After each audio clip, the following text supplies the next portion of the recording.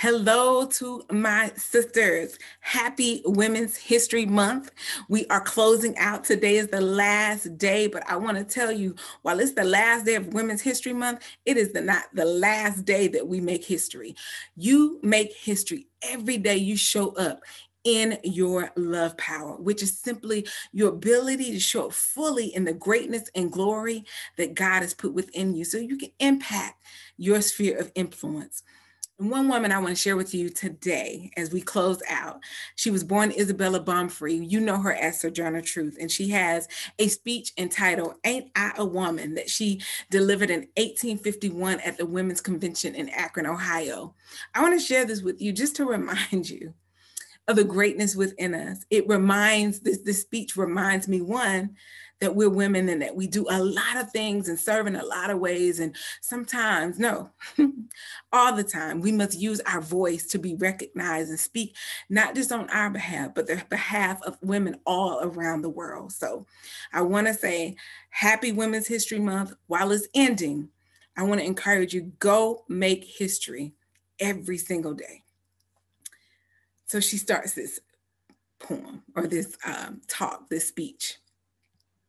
Well, children, where there is so much racket, there must be something out of kilter. I think that twixt the Negroes of the South and the women of the North, all talking about rights, the white men will be in a fix pretty soon. But what's all this here talking about? That man over there says that women need to be helped into carriages and lifted over ditches and to have the best place everywhere. Nobody ever helps me in the carriages or over mud puddles or gives me any best place. And ain't I a woman? Look at me. Look at my arm. I have plowed and planted and gathered into barns, and no man could head me. And ain't I a woman? I could work as much and eat as much as a man when I could get it, and bear the lash as well. And ain't I a woman? I have borne 13 children and seen most all sold off to slavery. When I cried out with my mother's grief, none but Jesus heard me. And ain't I a woman? Then they talk about this thing in the head. What's this they call it? Intellect. Thanks, you, honey.